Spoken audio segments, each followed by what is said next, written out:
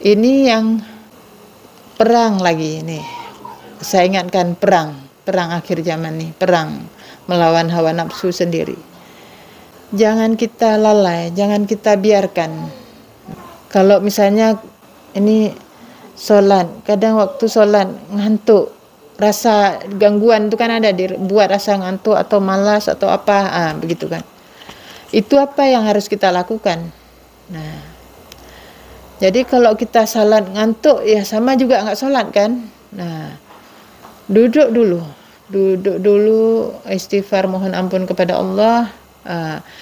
Siapkan mental kita untuk apa? Ya Allah, subhanallah, tetap zikirnya subhanallah walhamdulillah wala ilaha illallah Allahu akbar. Itu buat pagarnya. Jadi subhanallah, kita siap untuk meninggalkan dunia ini ya Allah. Siap untuk meninggalkan perhiasan kenikmatan dunia ini. Itu waktu kita baca subhanallah. Waktu alhamdulillah itu kan kita mencari ridha Allah. Kita menuju kepada Allah untuk mencari ridha Allah. Wala ilaha illallah. Kita untuk memperjuangkan kalimat la ilaha illallah supaya tegak dalam diri kita.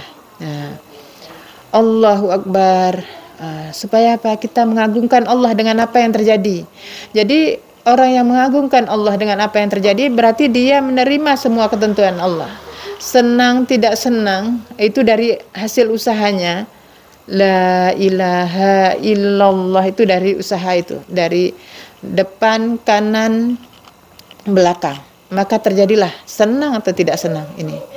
Nah, kalau ini sudah kita siapkan diri kita gitu pada Allah, zikir, kita dah kuat lagi sholat. Nah, berjuang. Sekarang harus terus berjuang. Ya, jangan kita lalai.